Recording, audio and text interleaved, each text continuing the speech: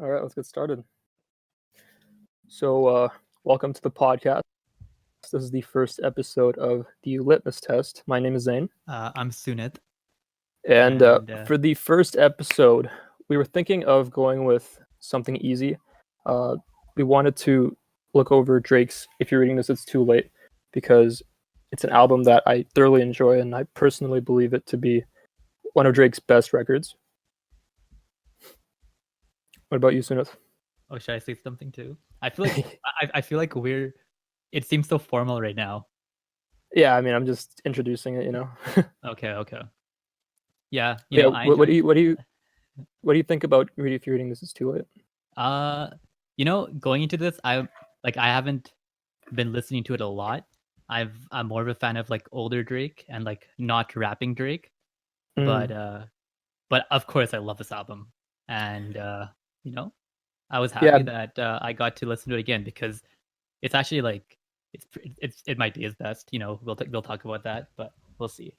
Yeah, because before this album came out, he had like 3 main records, which was Thank Me Later, Take Care, and Nothing Was the Same. And in all of those, it seemed like he was very like pop, and he liked to sing a lot. And in this album, it's like a complete departure from that. Like he has some songs where he's like singing and stuff, but for the most part, it's like straight up bars. You know what I mean? Mm-hmm. And I actually really do like the singing and like melodic aspects in this album too. It's like it's less, but he does a really good job in this one. And also I think like people in the hip hop community at least like don't like Drake too much. Like they don't respect him too much as a rapper. But this album kind of like up that respect for him, and like this is like what the hip hop community I guess wants from Drake. This sort of album. For sure. I think like, it was good that he came out with this, I guess. I can relate to that because personally, like I listened to Take Care a lot, and I remember I was in like grade 8 when like everyone was listening to it, and everyone really liked it around me, and I thought it was great too. But I always thought it was like being overhyped, and then Nothing Was the Same came out, and that like really blew me away because I felt like the lyrics on that like I could relate to more, and at that point I became a Drake fan, and then this album it was like a surprise drop. I remember like I was in a gymnasium. And like one of my friends like said to me like, "Yo, Drake dropped a new album like straight up," and I was like, "What the fuck?" Like no promo, no singles, no nothing. And then when I heard it, I was like, "Holy shit! Like this is insanely dope." No, I remember when it came out too. Like I was talking to John in the group chat, and he was getting hyped. Yeah. And I was like really excited too because I've been a Drake fan since Thank Me Later. So yeah, it was very nice. I think there was a bit of promo though. Was there? There might have been. I think they released like a jungle like video or something. Yeah. I remember the music video for that. Yeah. So anyways, go ahead. No, go for it. I was just gonna say that I've been to the jungle. I've been there. Okay, what do you mean? It's up. So I searched it up. Supposedly, it's like this area in Toronto, and apparently it's kind of dangerous or some shit. But I've been there. Really? It's not like I don't know. I guess I didn't go into the depths of the jungle, but I was in the outskirts. Damn, that's crazy. I didn't know it was like a reference to someplace in Toronto. That's what I really like is that he has too many references to Toronto, and it's like it's really nice, like when you actually know what he's talking about. Not that I know a lot, but I've lived in Ontario for like 3 years now, so I guess I kind of like I'm in on it now. Yeah, I'm a Birda boy, so I don't know like all the references, but like there's some references that clearly I know. Like when he's talking about the 6, it's like the GTA as a whole, I'm assuming. But there's some subtle set references, like he talks about Kennedy Road, and I obviously don't know where that is, but I'm assuming it's like a prolific street or something in Toronto. Kennedy Road. Like he talks about that a lot. Yeah, the one line that I like is where he talks about going to Terminal 1 and 3. Okay. Yeah, it's like I'm not sure what that is. Terminal 1 and 3. It's like the Toronto airport. It only has Terminal 1 and 3. It doesn't have a 2. I don't know if I'm sure you've been there to the airport, but like going in and out of there a lot, like that fact always stands out to me. So he has a lot of this album, but he talks about it. No, that's sick. All right, so you want to just jump into the first track then? Yeah, we'll talk about Legend now. All right, so I really like this track because like everything he says on this, it's like facts. Like you cannot, it's like undeniable facts. Like even from the chorus, he says if he dies, he's a legend. And he was saying this in 2015. Like we know Drake now as like this huge like commercial artist, but when he released this album, he was definitely like a big pop star. But I feel like this record kind of like cemented him as like a global superstar. Mm-hmm. So when he says he's gonna, if he dies, he's a legend. Like I wholeheartedly agree with him. Yeah, I think he could have said this even after Take Care, but at this point in his like career, he was so big, and it's definitely true. I think people want to like discredit Drake, but he's a legend, right? So Yeah, and I like do completely even from believe like this. yeah, and like even from the first verse, like he talks about so many different regions of the world. Like he talks about Texas, and then he talks about like Spanish and like make it andale, and then he kind of like he relates to like the lower class, like relatively lower class by talking about Hondas and like where he started from. Mm-hmm. It's just like really good songwriting. Okay. I don't know. Personally, I thought it was like one of the not as good songs. That's what I thought. Like lyrically or in general? Uh, Melodically, lyrically, yeah. I mean, Really, yeah, I thought that melodically it was one of the better songs actually. really. Yeah, because I don't, like the chorus is so catchy, it just like stays in your head. mm. I think this was a song that was really like people really liked it. It was like always on the radio and stuff. That's why maybe now I have like a slightly negative like look on it. Hmm. But yeah. I don't know. One other thing about this song that I really like is like the production on it.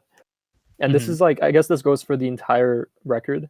I don't know why, but something about the samples and the way they're used in this album, like they're so Toronto. Like it's weird. It's hard for me to explain because Mm. like in Take Care and in Nothing Was the Same, it was also the same type of thing where I don't know if 40 produced this track. I guess it was Party Next Door, Mm-hmm. but like the way they integrate the samples was really cool in the song. Whereas like with songs from Views or even from like Scorpion or Take Care or not Take Care, sorry. What's that one album that no one likes? More Life. Or life. Yeah, that one. I feel like the samples weren't as cool, whereas in this one it's like it's pretty dope. Okay. No, this one sounds good. Like at the end where it kind of has that sample. Yeah, I like it. So I'm listening to it right now, actually. Okay. Mm-hmm. So like, you know how? Do you think Drake would be more? Like, yeah, he definitely would. You know how like when rappers are killed, they're like they're like they're cemented as like greater than like very great, maybe greater Yeah. than what they were alive. Yeah, there's definitely like an aura around them once they're dead. Yeah, I think that's also something that he's getting at in this song. But I'm happy Drake has not died. Do you think the chorus from this song is like it stemmed from something that like maybe he was going through, like maybe he found out that like I don't know, like someone was like planning to kill him or something or like assassinate him? Um, Or do you think it's just like a flex bar? I think it's actually just a flex bar. I don't think anyone has beef with Drake like that. Yeah, me neither. I don't think so either. At least back then he didn't. Maybe now, I don't know. Or maybe he's talking about Cash Money Records if they try to kill him, like metaphorically. Mm.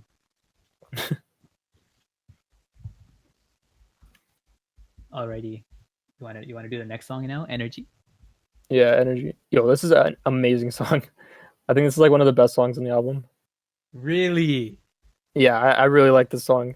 Like it's pretty much just like clapping back at every person in the industry and even at some of like his haters too. And like he does it in such a way, like such a cutthroat way. Okay. And, you know the music video for this song too, right? You've seen that one. yeah. It's so sick. Yeah. Honestly, I don't like it. You don't like it? Why not? Isn't it weird? Like, okay, it's It's weird. definitely weird. It's definitely weird. It's weird, but it's just like, I mean, I can't. It's good. It's good. I don't know what I'm saying. Did It's you all think it right. was unnecessarily weird? Is that what you're trying to get at? Like, this is not what I want from a music video, I guess. Mm. It had, I don't know. It makes me kind of mad. Like looking at it, like looking at Miley Cyrus with Drake's face just makes me kind of mad. Yeah. But Who else was on there? There was like Tom Ford, I think. but thing is, oh, there's Mayweather. But this is like showing Drake's like ability to harness the meme culture, even back in 2015. Yes, absolutely. Right? Because he is one of the best at doing that. Bro, I he think. is a pioneer at memes. Like it's so weird. Like I don't know why, but the culture just like adopted him and made him like the meme lord. Like anything this guy does turns into a meme. And I think yeah, he definitely embraced that with this music video. Yeah. No, but I'll say some like really cool lines that I like from this song. Mm-hmm. So he talks about I got girls in real life trying to fuck up my day, going online. That ain't part of my day. Mm-hmm.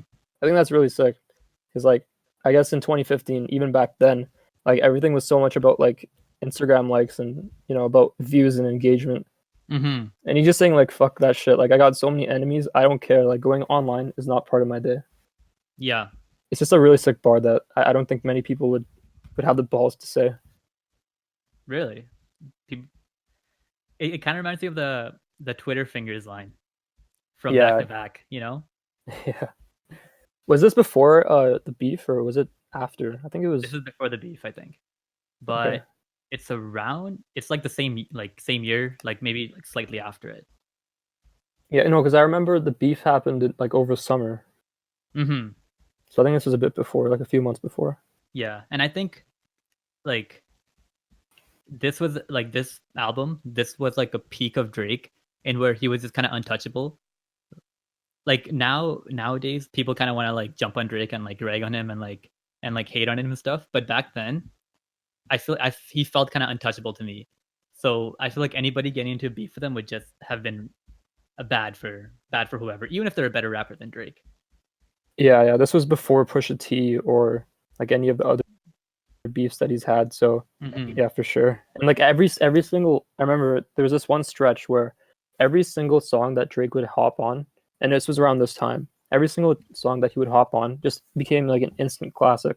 Like Tuesday, I think My Way also. I don't know if he was on My Way. Was he? Yeah, the Fetty Wap song, right? Yeah, like he just made it like it was already a big song.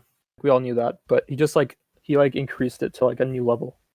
That's what I really like respect Drake for, because like he's an insane feature rapper. Like he might be the best feature rapper right now. I think so, yeah. And he's very deliberate with the features that he does choose. Yeah. Like we got to remember, this is the guy that pretty much like birthed the Migos. Like Versace, I would have never heard of Migos if it wasn't for Versace. Yeah, but I feel like people like consider that like culture vulturing, you know? Yeah, well, that's like a different conversation. I don't know about culture vulturing, especially like back then because he was still like relatively small back then when he was on Versace. But now I can definitely see like a case being made for that because he's just like the biggest artist.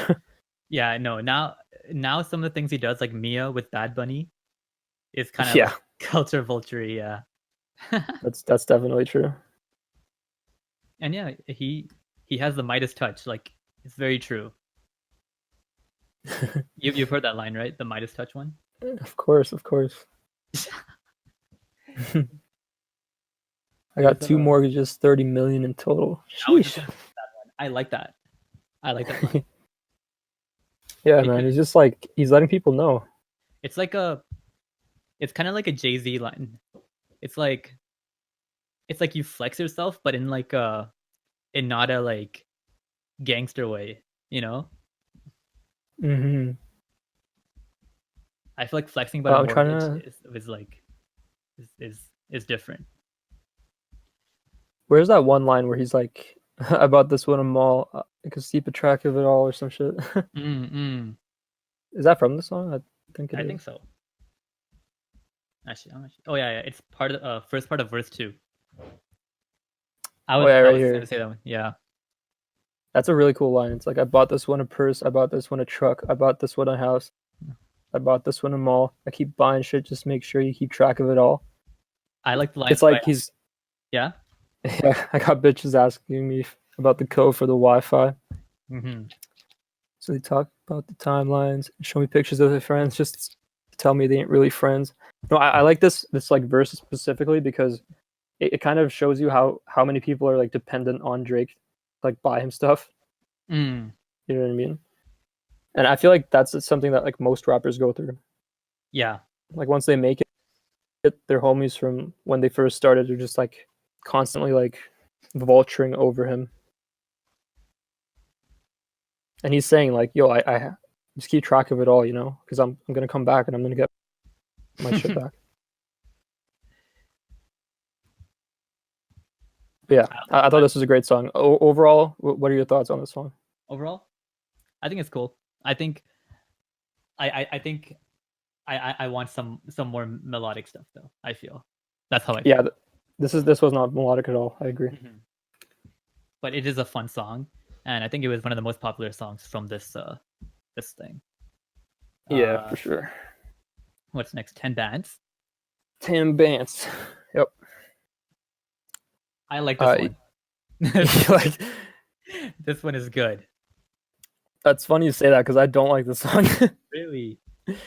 Yeah, I don't know. It's something about it. It just seemed like, for me, this song is like a time capsule of like 2015. Yeah. Like everything about this song just screams that year for me. Yeah. And I don't know. To me, it just sounds very dated. Like if you listen to the song in 2019 or even like next year, it won't sound as good as it does back then. It does have that like little sound, but I do enjoy that. Yeah, fair enough.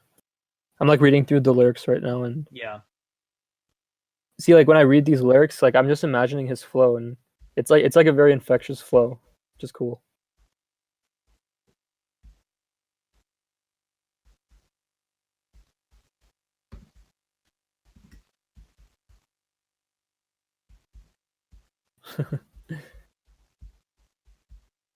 Okay, maybe the song's pretty good.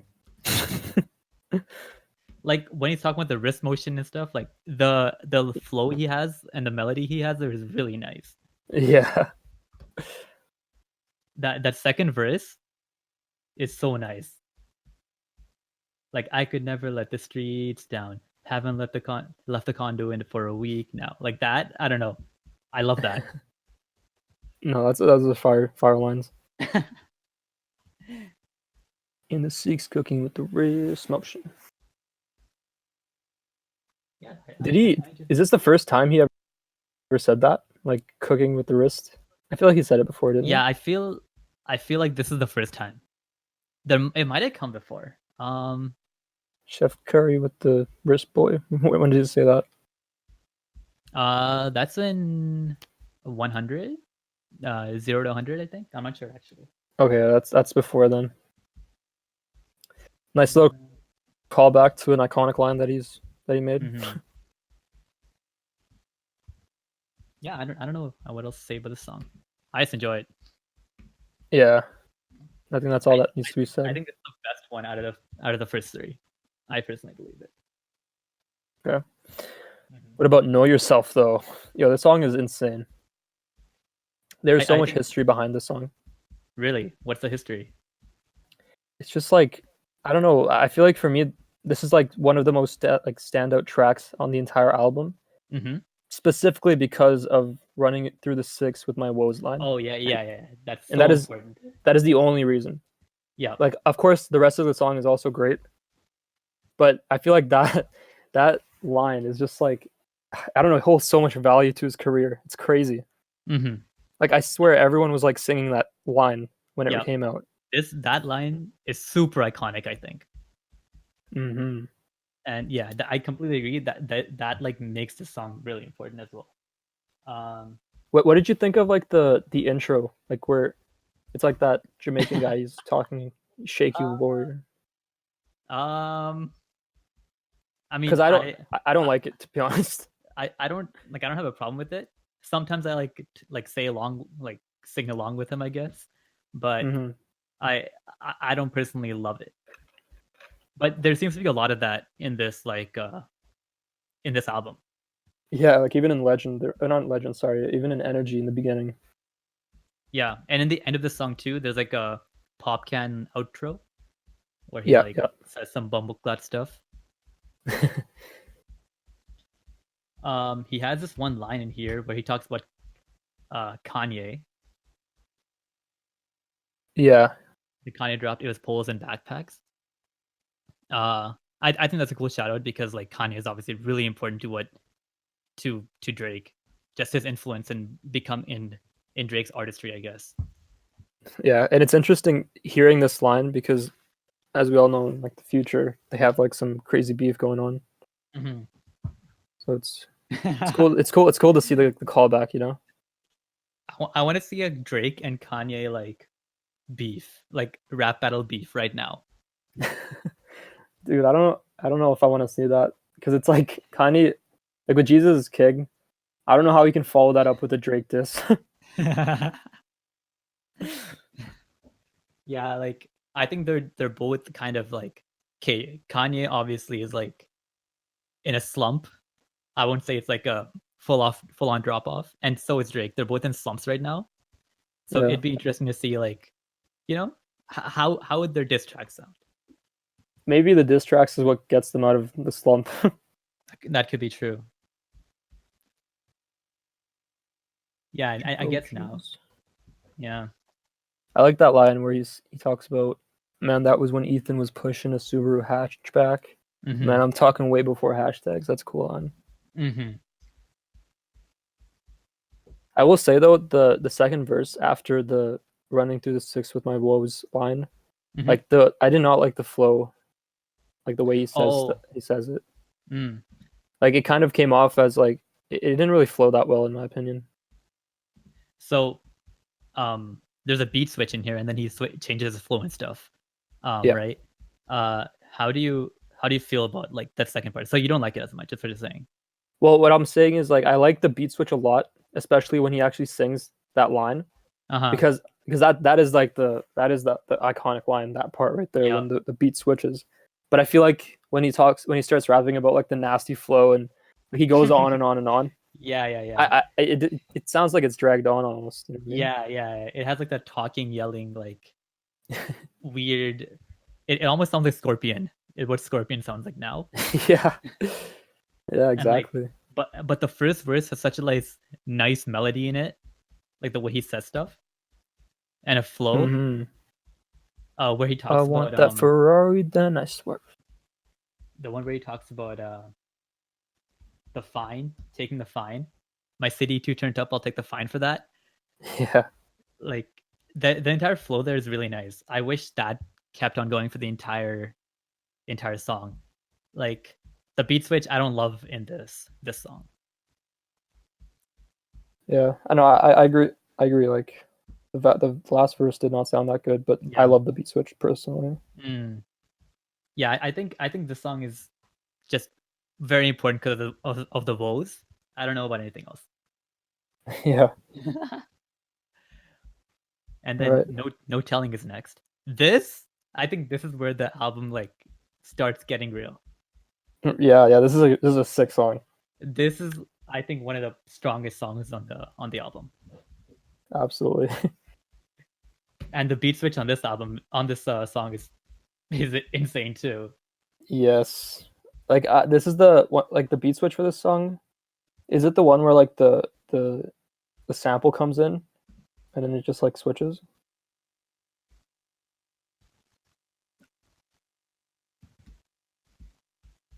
Um. Envelopes come in the mail. Yeah, this is the one where like the sample comes in and then the beat completely switches. Oh yeah, yeah, yeah. Yeah, that's a really nice beat switch. No, I love the chorus for this song. Yep. The envelopes. Yeah. Yeah, this is a great song. Such a good flow too. I love the Rick Ross Oh, shout out. yeah. Police coming around looking for some help on a case they gotta solve. We never help them.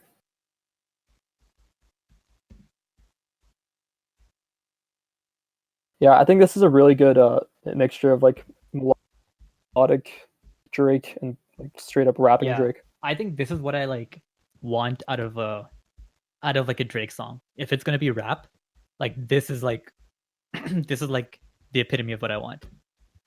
Yeah, for sure.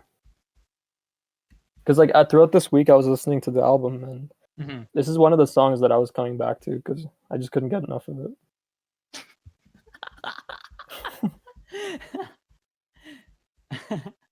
Like no cap.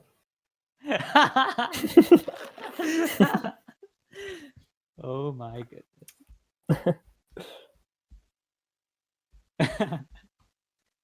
What did you think of the last verse though? The last verse. Because Oh, this one. I really like the last verse. So this is like if this is like the talking like weird flow Drake, right? Yeah, But it sounds pretty good here. it's weird because in the previous song he was kind of doing the same thing at the end, but it didn't work for me. Whereas in this one, it did. It's like Know Yourself is just like an upgraded, much better version of. I mean, other way around. No Telling is just the upgraded, much better version of Know Yourself. Like, there's a beat switch, there's everything, and the third verse is like much better here. Yeah, like when he talks about eating the Alfredo pasta in the kitchen like I'm in the mafia. Like, woof. I like that Goodfellas reference. Is that what they do in Goodfellas? They eat in the kitchen. They don't necessarily eat in the kitchen, but they go through the kitchen to get to the restaurant because that's how cool they are. They skip the lines, you know. Mm-hmm. But no, I like how he talks about like, please do not talk to me like I'm that Drake from 4 years ago. Yep. Like he even acknowledges himself as being like in a much higher place. Mm-hmm. And the thing is interesting because with Drake, it's I true. don't think most rappers would say that. Really, you don't think most rappers would say that? Well, okay, I think most rappers would say that, but I don't think there's like validity to it. Exactly. That's what I'm like. Yeah, like Drake knows it's true, right? Like exactly.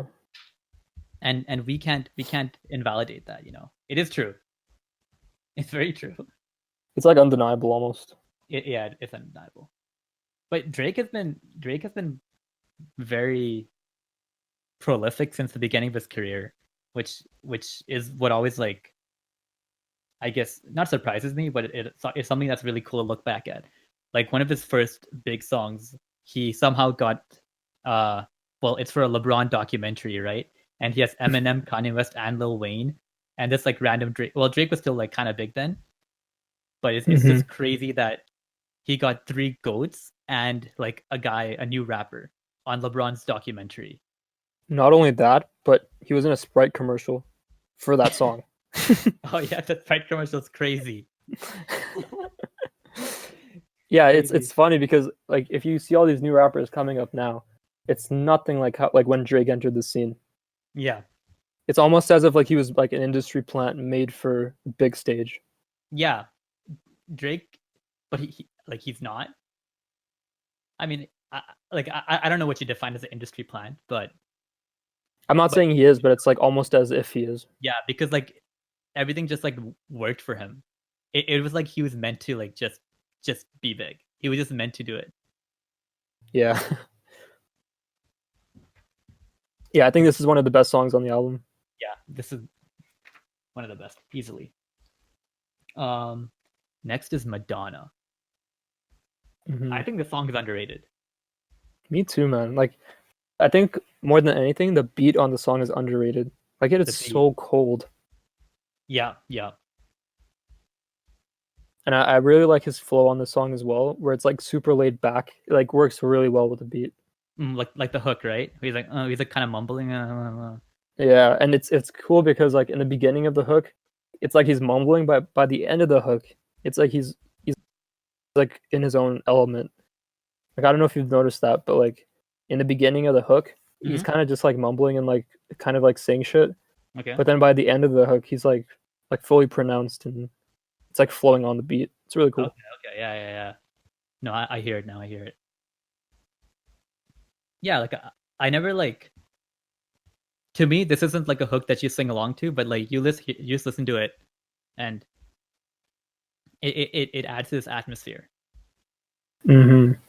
which is weird for Drake. And then I just I like this verse. I guess the entire song's talking about like how he can make a girl feel like Madonna. Yeah, or how she has like potential to be Madonna. Yeah, and like I Who don't do know you if that's think? like manipulative, but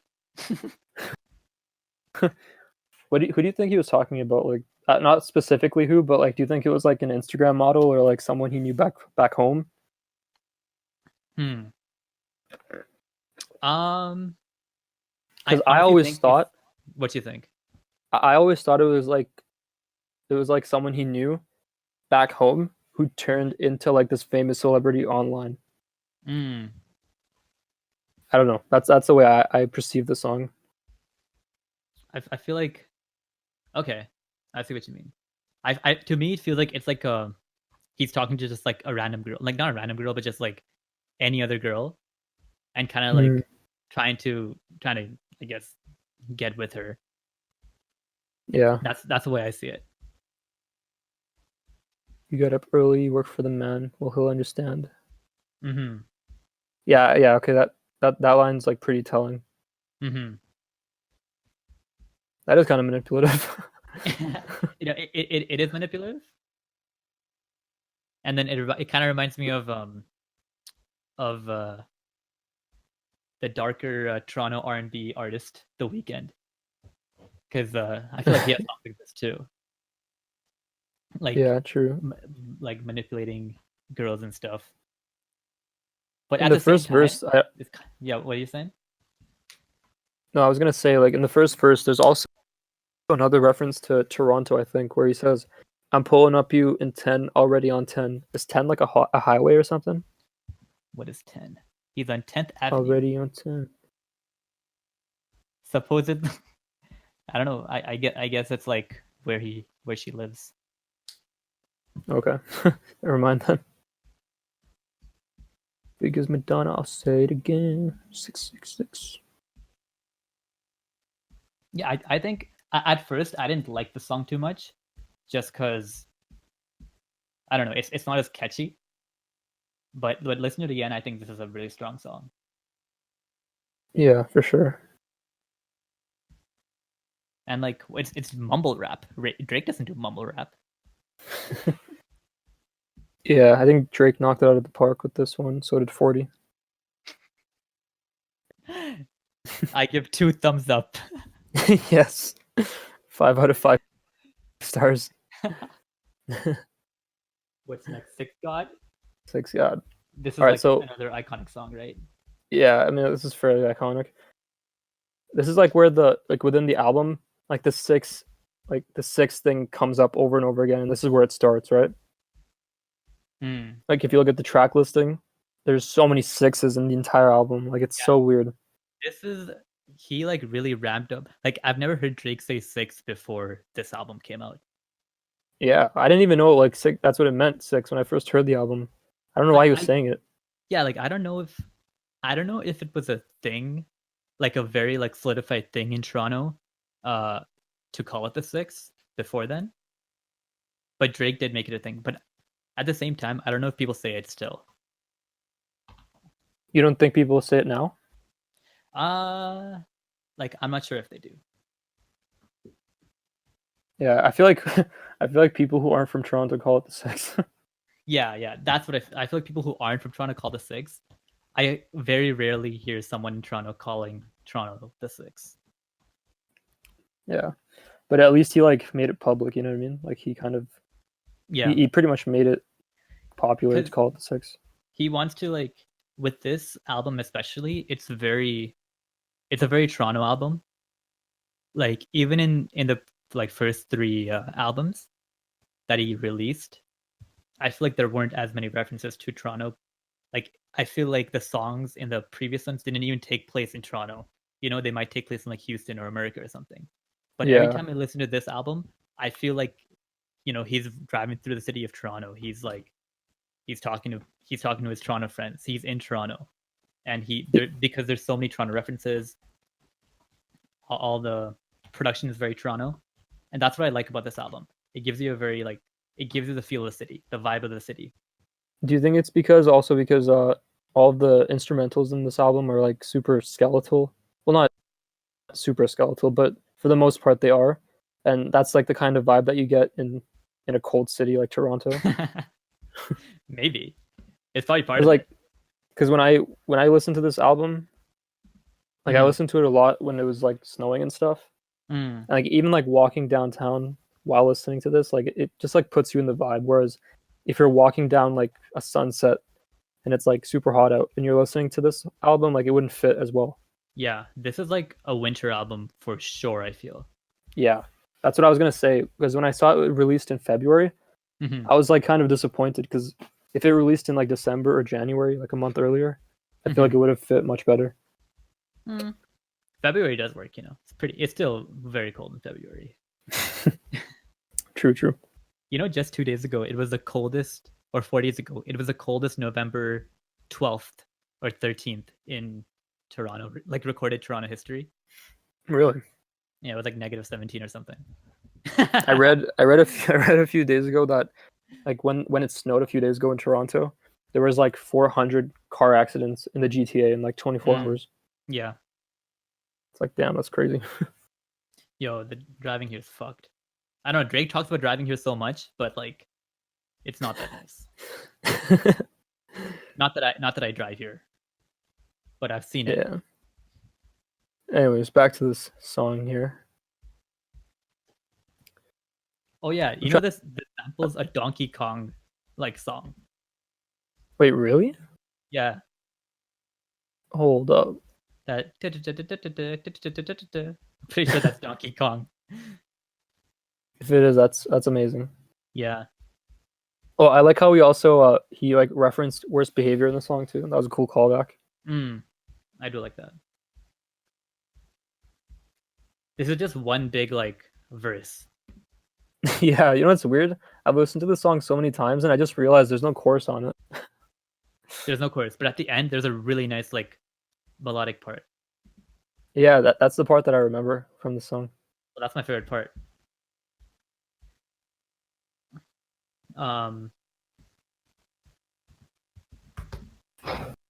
My sound got the whole city in your way right now.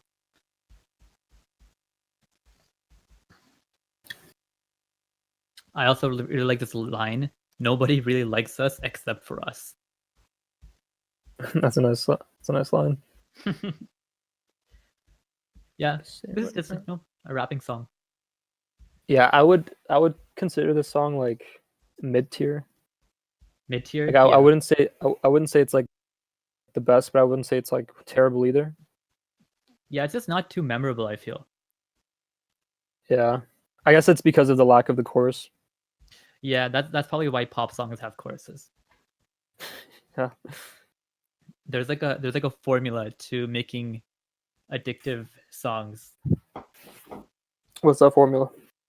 Well, I don't know it, or else I would be a pop star. But it has to do with having like catchy hooks, and it's like the verse hook, a bridge, you know, blah blah. That yeah.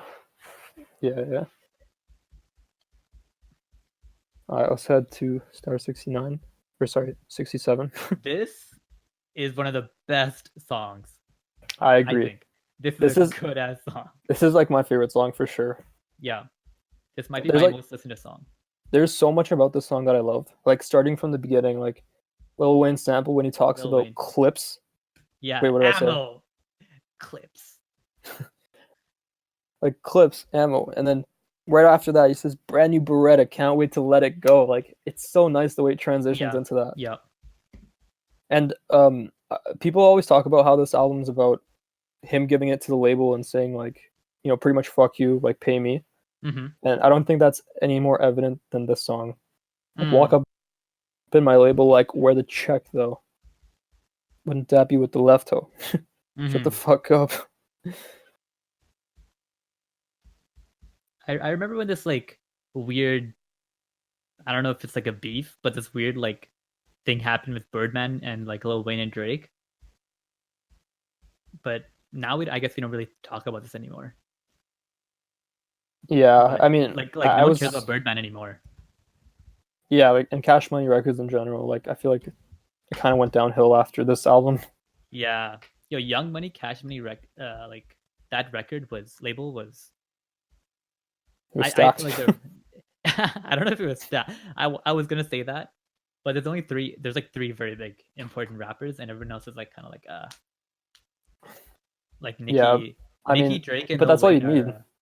That's true. You just need those three. But have you heard like like their songs together? Like, have you heard like Bedrock?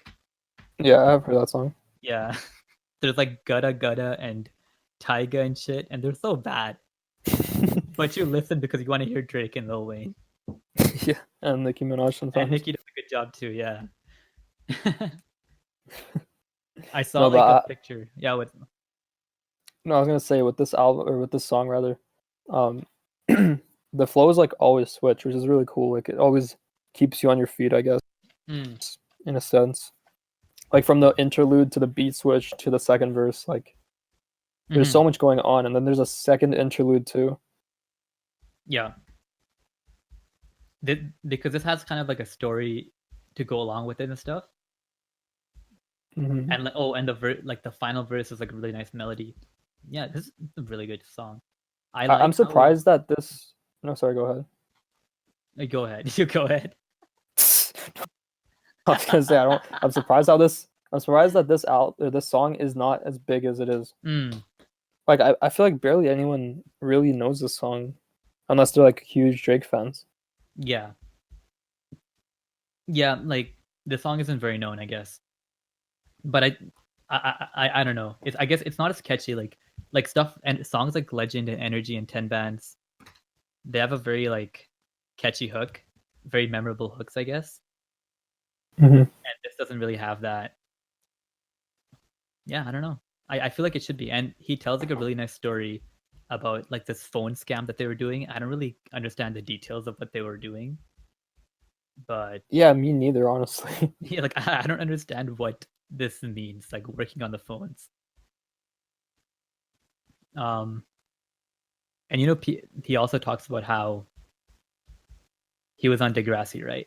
And people like to like discredit that since he was on like a TV show and stuff, that he probably had a lot of money growing up and shit. But I guess here he says that supposedly after making 50,000 a year and helping his mother, he would lose all that money in like helping his family out. Yeah, it's like a look back into his life back then.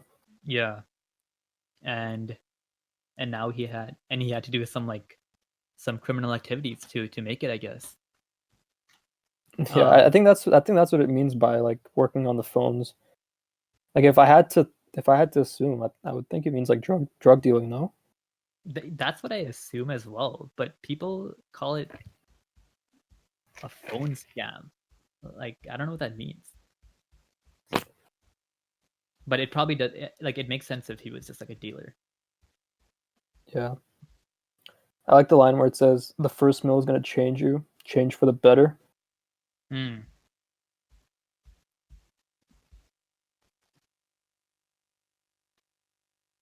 One of my favorite lines in the entire album is the first one of verse 3, where he says, "I do better with the writer in my system." He sings it really nicely. Oh yeah, it sounds really nice when he sings it. Drake has really good like melodies. Like this third verse is such a Drake verse. Like I don't know how to explain it. Like when he says like Zoe Mama, I go hippie peace sign in the air like I'm Nixon. I'm not Esco, but it was written. Like that is such a Drake line. Like only he can say that and make it sound cool. You know, I'm getting respect for Drake. I'm already a big ass Drake fan, so. Yeah, no, I think this is one of the best songs in the album for sure, along with No Telling. Yeah, this is up there with No Telling, 100%. See, and like now that we're past like we're in the mid area of this album, Like this is where it's really good, I feel. Like past the Know Yourself, like we're in really good song territory, I feel. That's so funny you mentioned that because I don't like the next two songs. What? Yo, these songs Yeah, are I don't. good. No, I'll tell you why.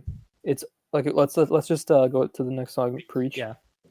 With Party I Next like Door. Drake's with Party Next Door. I really like Drake's part in this song, but I feel like Party Next Door's verse is not that good, especially his like chorus. Really? Like it sounds like, for me personally, it sounds like it's like screeching in my ears. Maybe I'm not accustomed to Party Next Door's like voice or like the way he sings, but I don't know. I just didn't like it very much. I like his verse. I agree the chorus is kind of like weird and boring. Mm-hmm. But I do think Party did a really good job on the verse. Yeah, I might have to like re-listen a couple of times, but like the thing is for me, like especially with songs like this, like hip hop songs, the chorus can like break or make the song for me. Yeah. And in this case, it really just broke it up. Yeah. I just kind of like I can't wait for the chorus to be over so I can hear Drake's part. Yeah. And Drake has a really good verse here too. Yeah, Drake did a good job with it.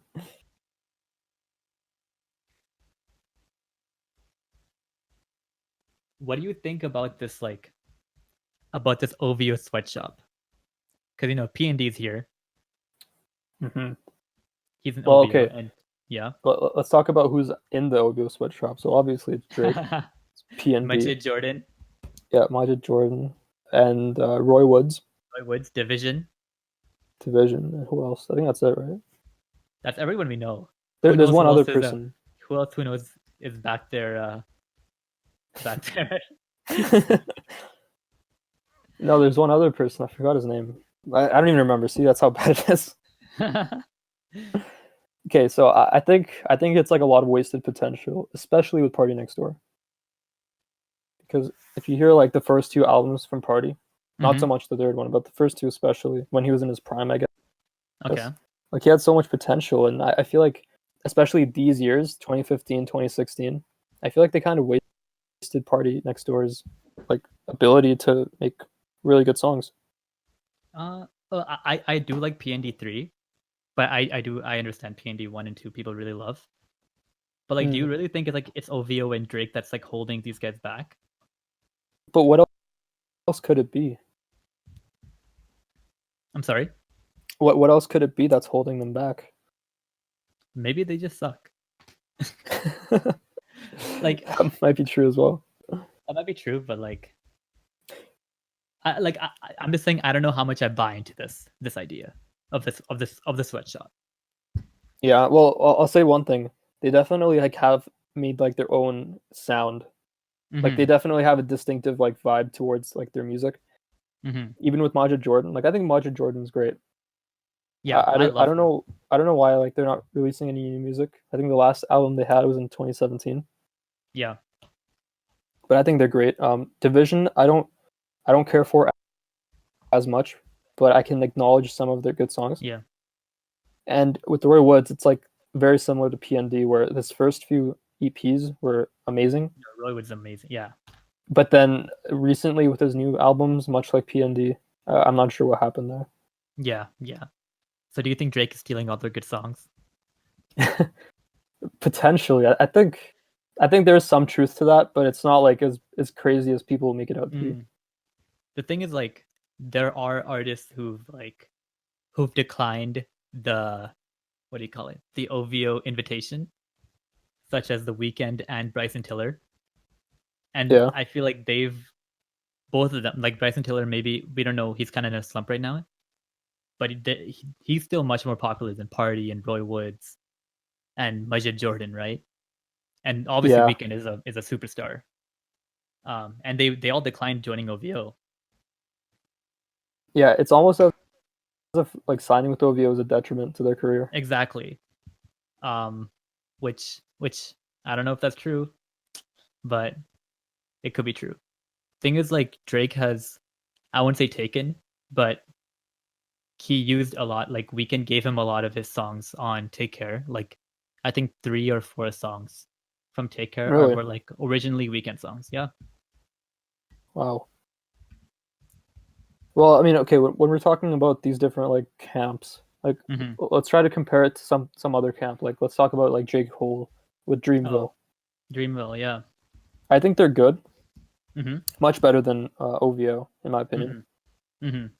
And I don't know if that's because J. Cole is like a better like he has better management within his record label, or it's because he doesn't steal songs from his artists, or like what the deal is. But yeah, I think OVO can definitely do better, especially with the reach that they have. Yeah. Like I feel like there could have been like an OVO like collab album, like like how we have Cozy Tapes or how we have the Dreamville project. Yeah, Why could we have an OVO one? dude, that's what More Life should have been. Just a collab project with OVO. Oh, that would be cool. Yeah. Like I was actually listening to More Life a few days ago. I don't know Mhm. why. It's not a good album, but I was listening to it, and I was like, this would work so well if it was a collaboration project because the whole gimmick of that album was that it's a playlist. It's not an actual record. You know what I mean? And that's what gave Drake like free reign to make his songs as bland as possible. Because I felt like the songs in that album were super generic. So if he made it into like a collaboration project, I feel like it would have been even more leeway, and he could have allowed his artists to do like some experimental stuff. Yeah. That would have been fun. I want to see that now. I want to see an OVO project. Well, it's never happening. So because Drake's gonna Maybe. take all of his songs. Yeah. What if Scorpion is just like songs from like all the OVO artists except for Drake, and that's why it's so bad. Drake doesn't even want to make his own music anymore. No, Scorpion is Dude, he's just most focused. definitely Drake. Hmm? He's just focused on his like whiskey brand and shit, and like esports. Esports, really? Yeah, he invested in 100 Thieves. Oh, really? 100 Thieves. Hmm. Damn. I'm not a fan of that. Yeah, me neither. Anyways, yeah, Preach. I don't think it's an amazing song. I think it's all right. I wish the chorus was better. I wish, honestly, if the chorus was the same and if Drake sang it, then I would have liked it much more. Yeah, that's probably true. But it is what it is. Yeah. I like this one line he has in here. Doing is one thing, doing it right is a whole different story. Yeah, that's a good line. One of my favorite lines. Reminds me of this one line from Take Care. From Lord Knows from Take Care. It's called it's not called, but it goes looking for the right ways to do the wrong things. I feel that in my life. Yeah, it's very relatable.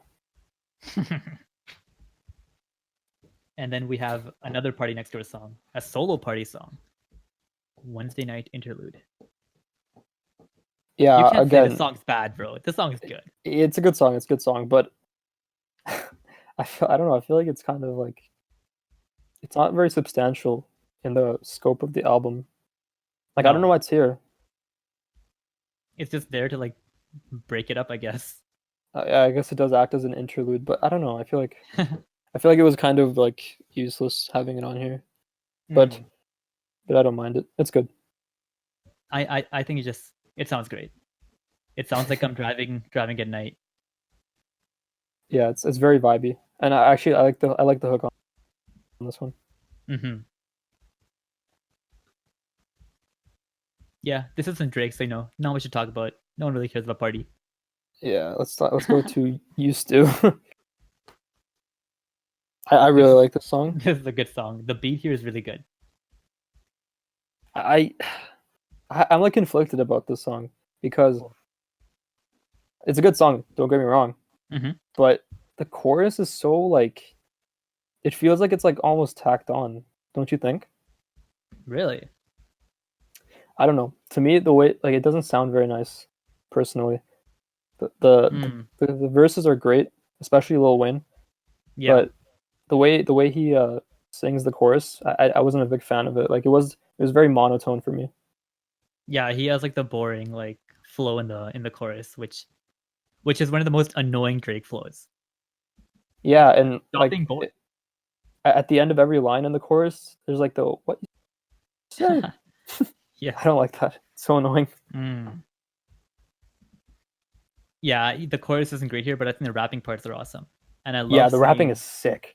I love seeing Lil Wayne and Drake get back together and stuff, you know? Yo, Lil Wayne actually like kills it.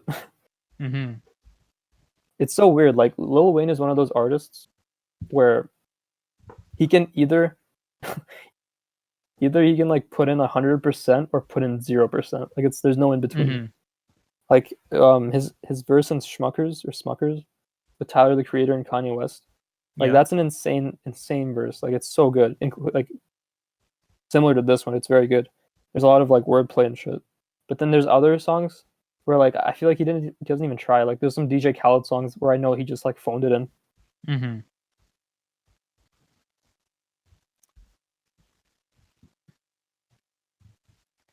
Well, yeah. Yeah. I think this is like another one of those like pretty like generic songs on the record. Like it's definitely good, but it's neither here nor there. It's like in the middle. Really? I think it's one of the better rapping songs. Yeah, rapping wise for sure. Yeah, it's good. But in terms of like generalities, like I don't think it's that great. That's how I feel about the next song, 6 Man. What? Dude. How do you not like the song? No, it's good. It's cool, you know? I honestly, I'm not gonna lie, I fucking love this song. It's so good. Because it's so catchy, and like singing along with it is so much fun. And the lyrics are awesome too. Like that first verse, the way it like comes in and the lyrics, like it just gets you into the mood, you know, just to get lit. The song is like Will. I just think of Lou Will. Obviously, he's mentioned in the very first line. And you know that picture of Lou Will where he's with like his 2 girlfriends? Yeah. I always think of that one. He actually like they're both his girlfriend. I know, and they get along, dude. Yeah, I think Lou Will wasn't on the Raptors during this time, wasn't he? Yeah, he was. This was during his 6-man run. Yeah, that's why Drake was like really excited for him. I think this first verse is perfect, to be honest. I don't think he could have done anything differently to make it better. You know, I was always interested why when he says he's in the Matrix, why he takes the blue pill and not the red pill. Which one's the blue pill and which one's the red pill? Is the red the one where you see the truth? Yeah. It's like he's saying like ignorance is like, you know, he is going to stay ignorant. Yeah, that's what I'm thinking too. Like, I think what he means by that is like he's okay with where he's at, pretty much. Yeah. And he doesn't want to see the truth. Like, he knows he's good. That type of thing. Yeah, exactly. I don't know how I feel about that, Drake. You gotta take the red pill. Yeah, get red pill, Drake. Would you take the red pill? Would you take the red pill? Right now? Yeah. Fuck, man. I think I would, yeah. I think I've already taken it, you know. Oh, you're a red pill cuck? Yo, I know. You know too, right? Too, of course I know. Exactly. So I gotta know. Bro, I've been known. You've been known. I kill careers and cut the lights off. Bro, this guy's in his element. But what do you think he means by like working the night shift? Is it because like a lot of his performances are like during the night? That's what I'm assuming. Or maybe it's because he makes all of his songs like at night. That may also be a thing. Because I remember there's this one line. I don't know which. I think it might have been in one of his earlier albums, where he's like, I'm making while all my friends are out partying, I'm making all the music that they're partying too. So like while everyone else is working and stuff, he's working the night shift and he's making songs. Yeah, it's a fire line. Reminds me of Russ. Please don't compare us to Drake. I think a lot of people would love to make that comparison, actually. Russ to Drake? Yeah. I don't know. Drake doesn't really like produce or anything. Oh, I know. I mean, just but he does preach a lot of that like positivity bullshit. Who, Drake? No, Russ. Well, both actually. Drake's preaching is like weird. Drake's preaching is like, it's like earlier on we were talking about how he talks about these girls who are always like trying to get on the Wi-Fi and shit. It's like that sort of weird preaching. Yeah, it's like a subtle flex. Yeah, it's weird. Like a weird preach. Yeah. Okay, there's only one thing I don't like about this song. What's that? It's the DeMarcus Cousins line. It's so fucking corny. I hate that line so much. I might go to Marcus Cousins out in public. Yeah, like he's just calling himself an emotional lesbian. Like, why is he gonna do that? I don't know why you'd say that. You gotta go for I might go Kevin Durant out in public. Yeah. That's way better, honestly. Is that better? I might go KD in public. That's kind of bad too. Who's someone that would be good? I might go Meta World Peace out in public. Yeah, like someone like Ron Test. I might go World Peace out in public. Yeah, that's actually nice. That's kind of cool. Man, You should write, should write for Drake. I should be in the sweatshop. Okay, so you don't like the song then? No, it's all right. I just don't. You think it's lower? You think it's lower tier? I think we should have moved 6-man over to like after 10 bands, so we know we can skip it and go right to Know Yourself. It's like in the middle of And then we can go to Now and Forever, which is a really good song in my opinion. This is a very like melodic song, right? Mm-hmm. It's one of the more like after that run from like I guess from Six God to this song, this is like the most melodic out of them. Yeah. And it's a good place to put it in because like we kind of needed that, you know? Yeah. And like, more than more than ever, like this is directly talking to his label. Mm-hmm. See, when I like listen to a song, I never think what the label thing. Me neither, but I don't know, with this song it's hard to deny it, or it's hard to like not think of it. Yeah. Because I remember when I first heard this album, people were saying that it's to get out of his record deal. And I was like, I don't know, these lyrics don't really convey anything like that. But then when I heard this song, I'm like, okay, obviously, like this is a direct like reference to that. Yeah. He doesn't even mention a girl in this song. Wow. That's when you know. I wonder how many. I wonder how many songs Drake has where he doesn't mention a girl. Like you should like make an album of that. I don't think I'd enjoy that. I think that might be his like worst songs. Yeah, probably. Yeah, I like the melody on the song a lot. Like, see, like he's like rapping / singing, and I think this is what Drake is like best at. And I think he should stick to that sort of style. But he still kind of does this. He does kind of do it, but it doesn't sound like fun or interesting. This is kind of what he did with In My Feelings, and that was a huge song. Mm-hmm. In My Feelings is an okay song, but like the rest of Scorpion's like pretty boring. I think it's just bloated. Yeah. I think having side A and side B was a big mistake. It's because he wanted to get like big streaming numbers and shit. I know. That was a big mistake. You know, now he has more slaps than the Beatles. We all know that. Okay, let's focus on this album.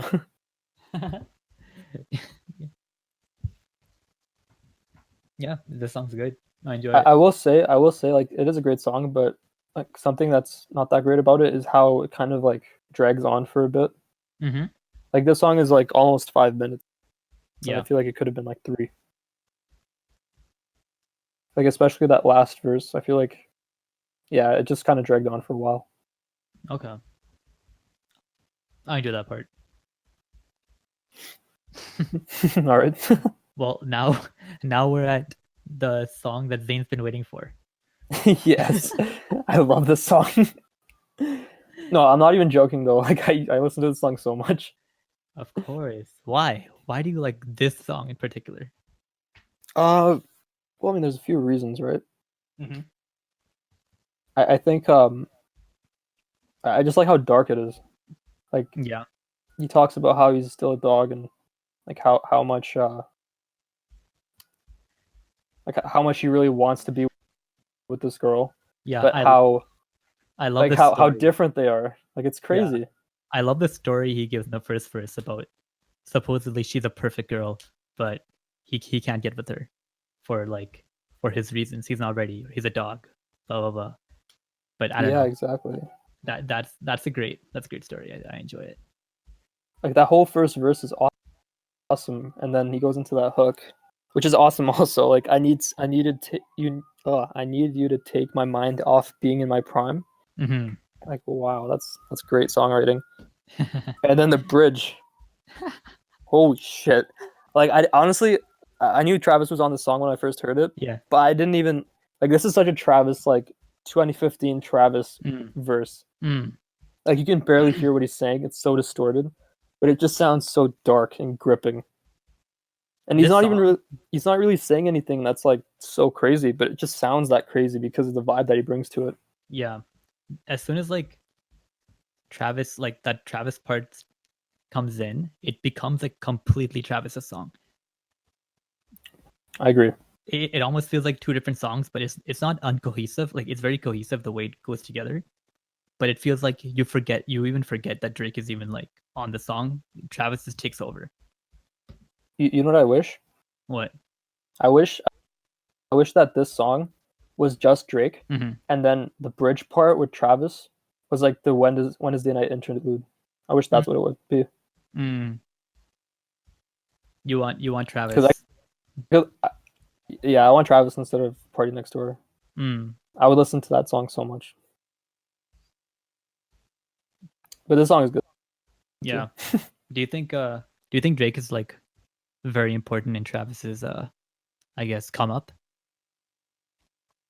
Uh, I wouldn't say very important Mm-hmm. because it's not like Big Sean where you know Travis's song 1975 or no sorry no, it's 1975 the song with 1975 Mm-hmm.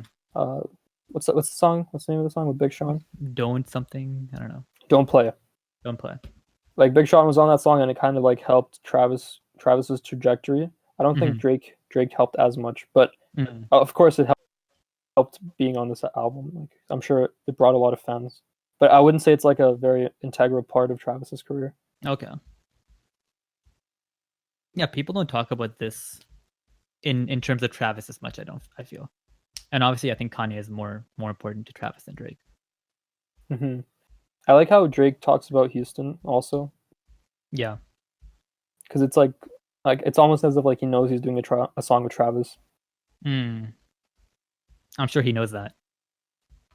Yeah, or maybe what if like he made the song and he had that Travis or that Houston line, and then he got Travis because he's like, yo, it would fit nicely. That might be true because it's a completely different song when Travis gets in. Yeah, no, but I like the song. I like the line where he says, "I'm still a canine at heart. I'm a dog." And you hear the dogs barking. I enjoy that. Yeah, I think it's a really good song. Yeah. Do you think it's better than Sicko Mode? No, Second Mode's fucking classic, undeniable classic. This is not a classic. Yeah, I agree. I agree with you there. But it is better than Portland. Yes, way better than Portland. Fucking trash ass Pete. Fucking mask off wannabe.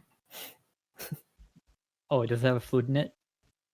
Yeah, dude, it has a fucking recorder. Bro, I hated like I don't know, was it 2017 or 2018?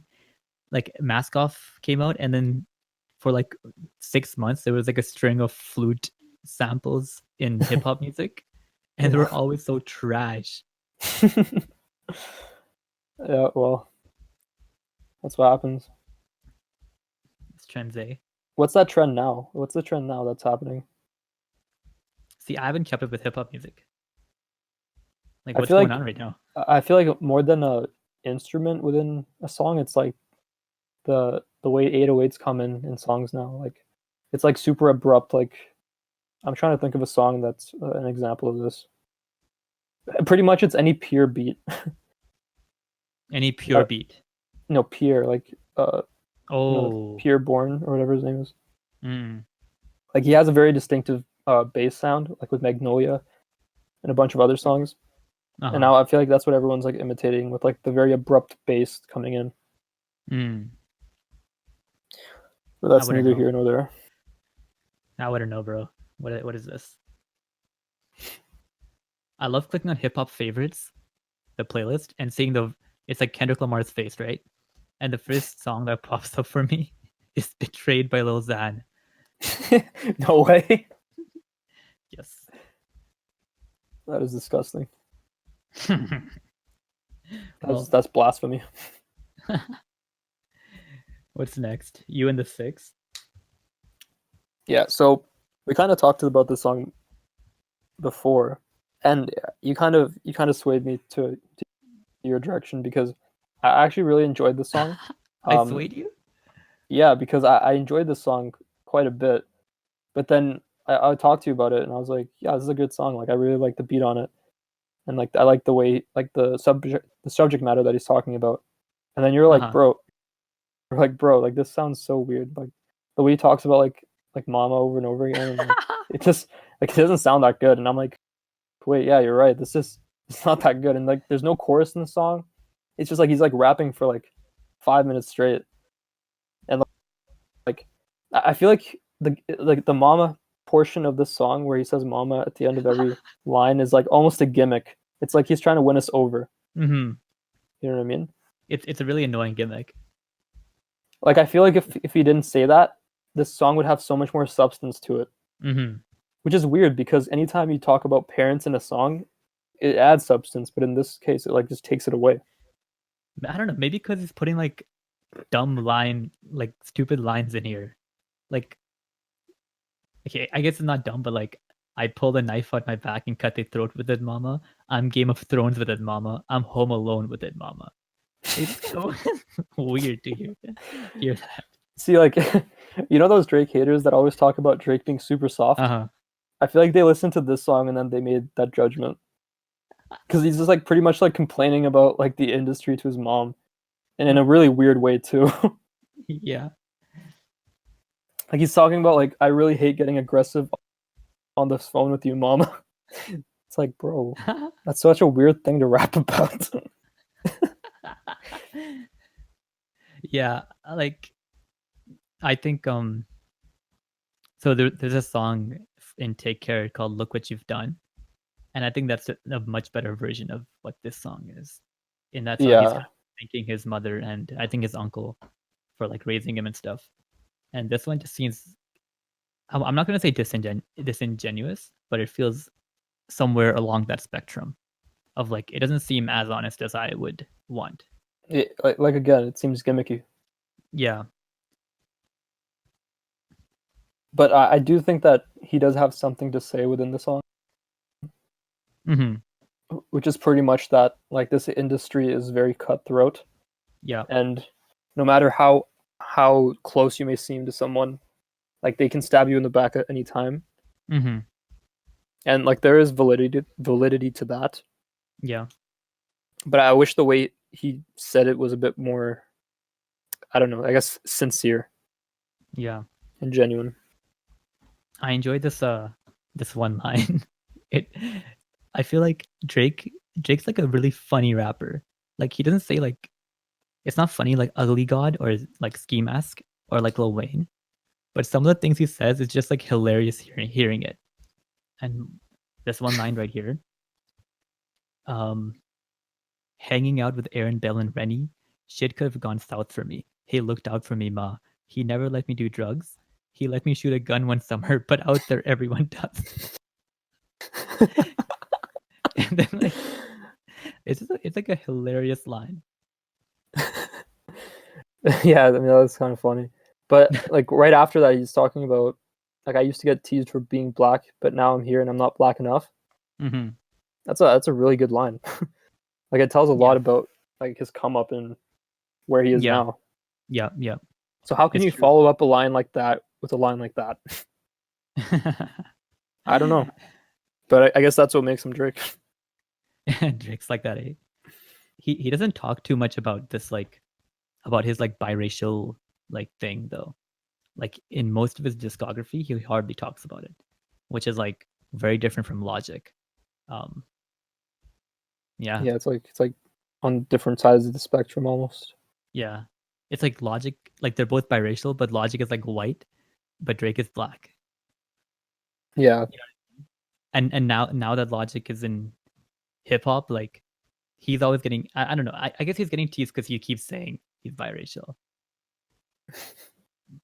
I mean, yeah.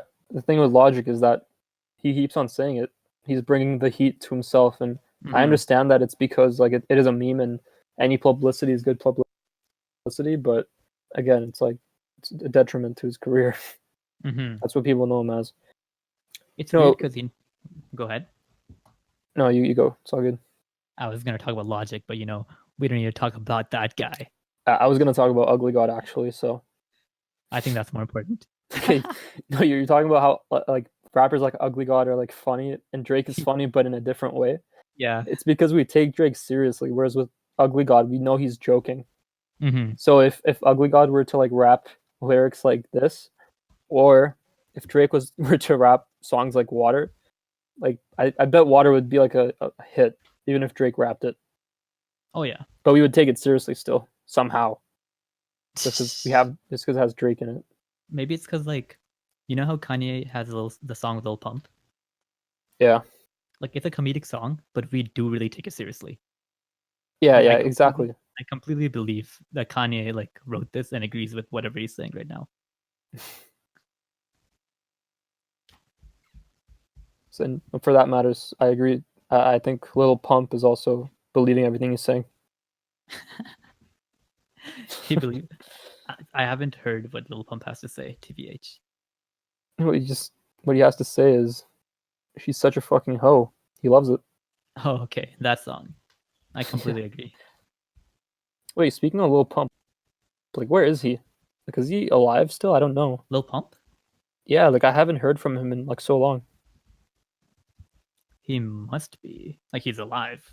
I meant that. But like in terms of like music, like he was so big like a year ago, and now he's just he hasn't released anything in a while. In like a year.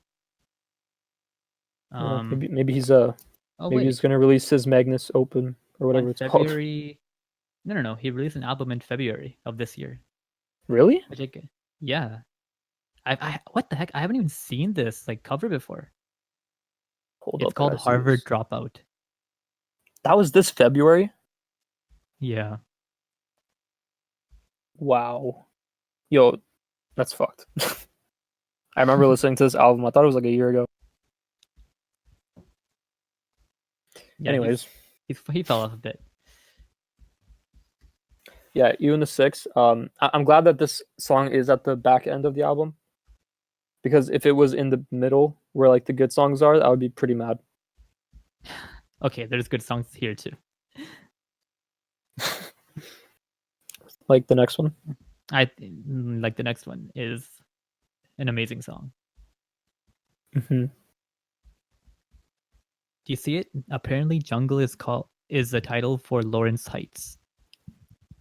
Yeah, I see that now. But Jungle is right next to this IYRTITL shopping center, which is like quite a like prominent shopping. Yeah, place. Quite a like bougie even shopping place. Is this downtown? No, it's in North York. Okay. But yeah, Jungle. This is, I think, like, this might be the like most important song in the album. Like, this might be like I won't say the peak, but I feel like this is like the center of the album, even though it's at the end. Really? If you know what I mean. I mean, it's definitely like 100% different and differentiates itself from all the other songs on the album. But I don't know if it's the most important. Really? Because in terms of like the theme of the album, it's about being free from the record, isn't it? No, I don't know if that's I don't know if that's the main idea. Yeah, I don't either. I think the song, the production on the song is really good. That sample they have in the background is like very nice. Yeah, no, I think this is a really good song, and I wish that it was like a bigger song than it was, because I think everyone knows the song, but I feel like it didn't chart that well. Yeah. And I think Drake had the intention of it becoming a hit, but really, yeah, because like you said earlier, didn't he like release a music video for this song before? Yeah, he has like this short film named Jungle that he released. Yeah. I think melodically it's one of Drake's best songs, to be honest. Yeah. This is probably one of Drake's best songs like ever. Dude, that sample is insane. Wow. Yeah, listen to it, right? Holy moly. Oh, I love this. I love this part. I think you might like this one too. These days, these new girls got me nervous. They go to school and do bottle service. They can't decide. They keep switching majors. Being indecisive makes me nervous. Anxious. Wow. Wow.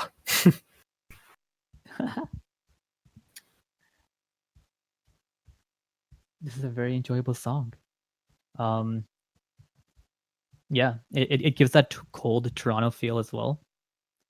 I think that's also to do with like the music video.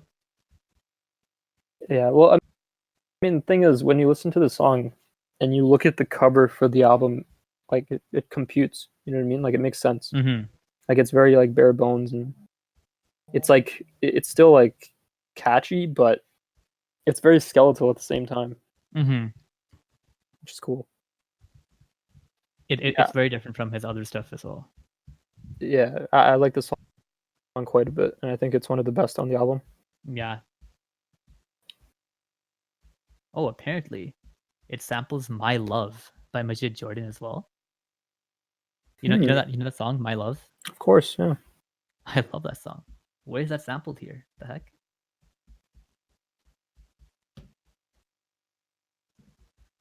Interesting.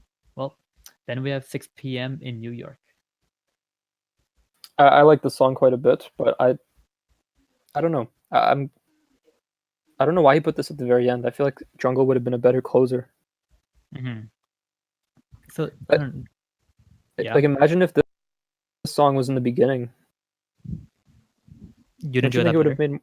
Like don't you think it would have made more sense? Because it's like straight bars and shit. Well, I guess it's supposed to be like an outro because it's just like it is straight bars, but I don't know. I wish that Jungle ended the whole thing. But this is also a sick song. Like any time he has like a time and a place in the name of the in the name of the song, it's always going to be a great song. Yeah. I think the reason he put it at the end is like, if like Drake usually ends his albums with like this like expositional song where he talks about like, I don't know, what he's doing for the next year or like what he's been doing. You know what I'm talking about? Yeah, it's like a send off almost. Yeah, he gives like a little explanation of what's happening right now, and I feel like he wanted to keep that up. But I don't enjoy this song too much. No, why is that? I don't like the flow. Yeah, it's like a very like yelling flow. He's yelling and like I feel like it doesn't even rhyme half the time. Yeah, no, you're right actually. But you can't deny that the material, like what he's talking about, it's really cool. Yeah. I personally enjoy Lil Wayne could not have found him a better successor. Yeah. Because I think it might be true. It probably is true. Bitter woman, I'm texting over PMSing. Yeah. It's 2015, fam. We don't talk about PMSing right like that.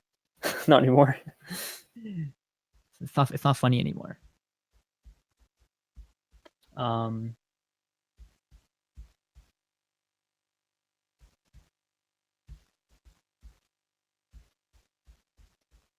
Best I ever had seems like a decade ago. Decadent flow, and I still got a decade to go. Do you think he still has a decade to go?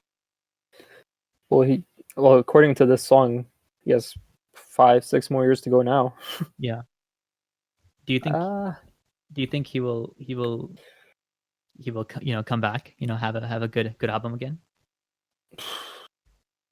I definitely think he has the potential, but what could he rap about now, man? He's like getting old. He's getting up there. See, that's that's what I have realized listening to Drake's discography. The more and more he gets into his career, the more and more disconnected he is from what we're feeling and what we're going through. And it just seems like his songs aren't relatable anymore. Yeah, but can you blame him though? Listen, early on in his career, he was rapping about a lot of relatable subjects because he went through them and he had a way with words. But now, how many times can you say the same thing, but in a different way? You know what I mean? Yeah. This is what with Scorpion. It's 5 albums in, 6 albums in. Yeah, it's 6, 7 albums in. If you count his mixtape and playlist and shit. It's almost with Kanye, where he's going is with religion because that's where logically that's the next step, right? In terms of the masses agreeing with him and a redemption arc in a way. Mm-hmm. You know what I mean? I mean, it seems to be backfiring, but yeah, I agree. But Drake has to he can talk about his now he has to talk about his kid. That is the logical next step for Drake, right?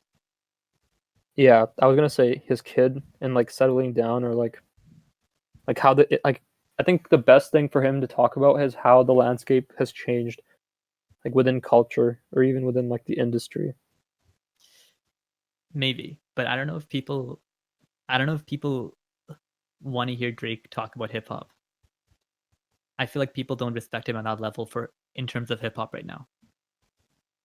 Yeah, I don't know. It's hard to say. It depends on how he does it, right?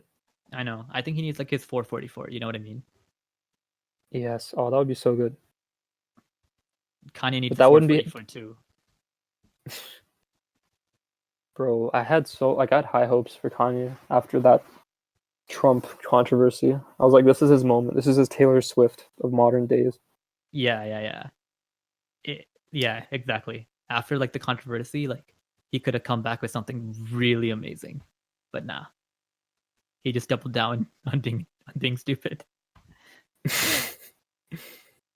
Yeah. No, but overall, I really like this album. I think it's one of Drake's best, and I don't know what happened. Maybe he got too complacent after this, but I felt like his career trajectory kind of just took a downhill turn after this. Yeah, I think this is the peak of Drake respect and Drake love. Not his popularity, because he's definitely been more popular in recent times. Mm-hmm. But in this is a time when people really respected Drake as an artist and as a rapper. And I wanted to get back there, but he's released Views, More Life, and Scorpion since then. And that's just that's not gonna do it. Yeah. I mean, it depends also because it depends on who you talk to. Because when you talk to people about Views, there's not a consensus. It's always either you like it or you hate it. Mm-hmm. But with this album, I feel like maybe 90% of people love it. Yeah, which is so rare for a Drake album. I see a lot of people putting this as the best Drake album, best Drake project.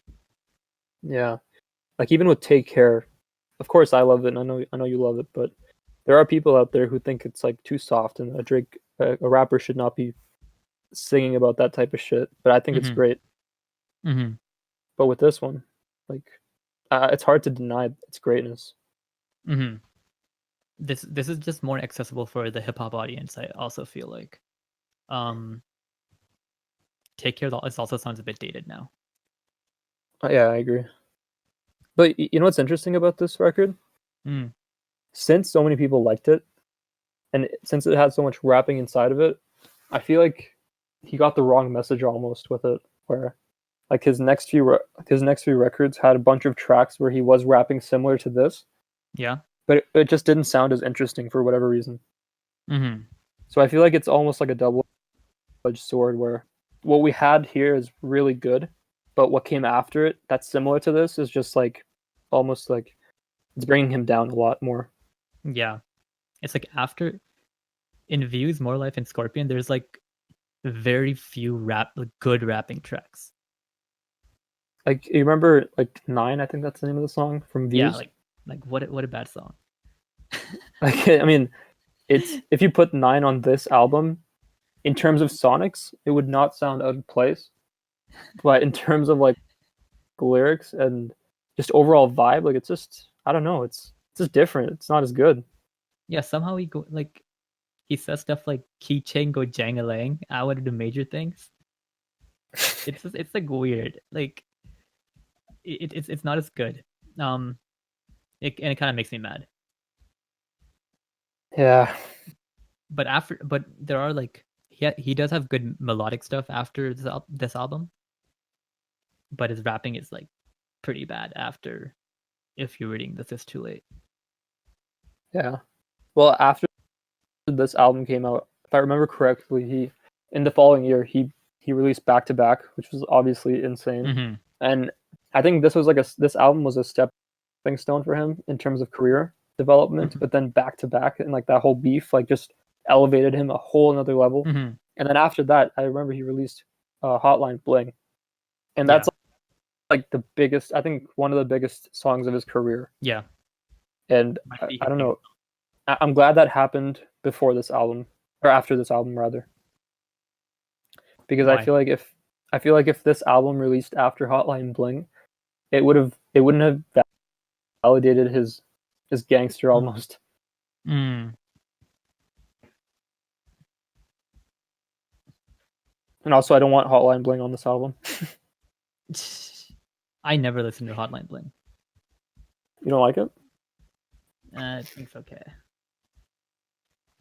I listened to a Billie Eilish cover of Hotline Bling, and it was pretty good. Yeah. I think I listened to that one too. I think.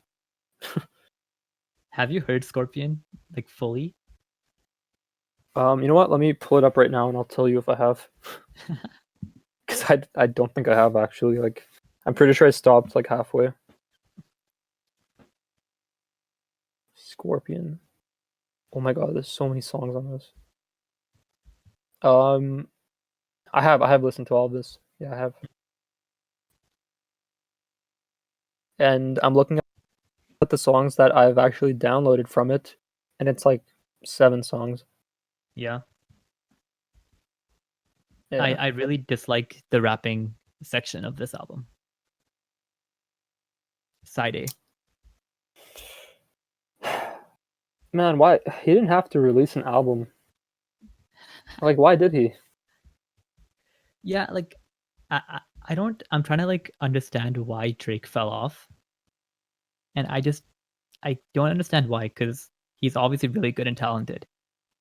It must be the complacency. That's the only like reason I can think of.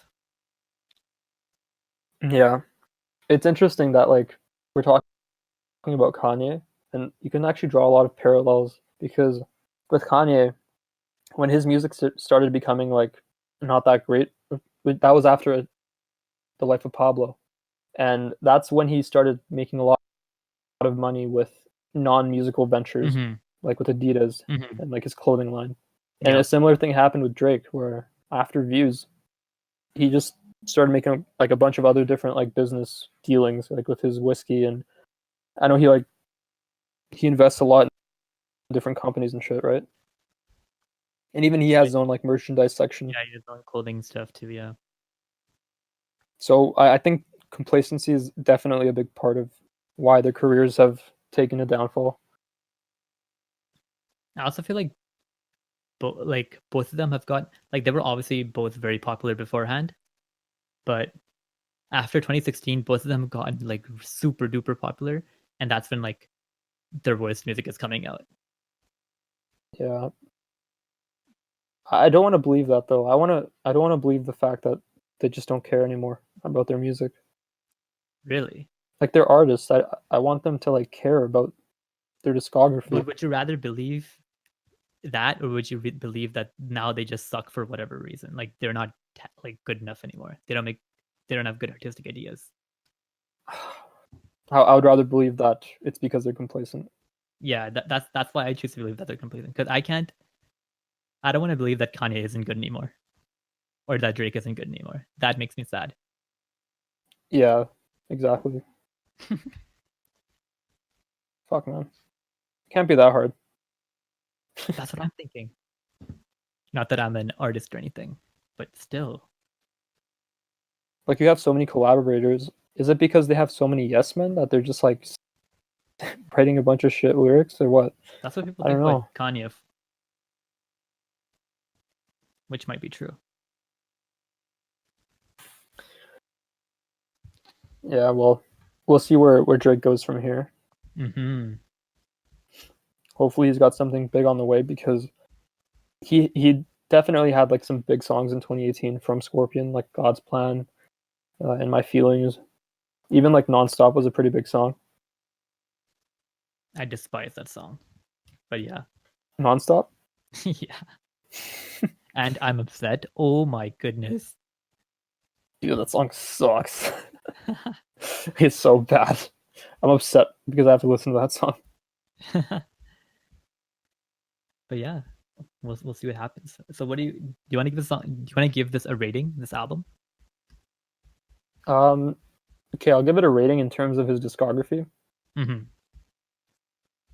I'll give it an 8.5 out of 10. Okay. I agree with you. I think it's an 8.5 out of 10. Yeah, because there's a lot of really great songs on here, but it's not like a perfect album or anything, right? No, it's not. And like Like it's we like talked. it's really long. Like did you notice how long it was? Yeah, it is very long. I agree.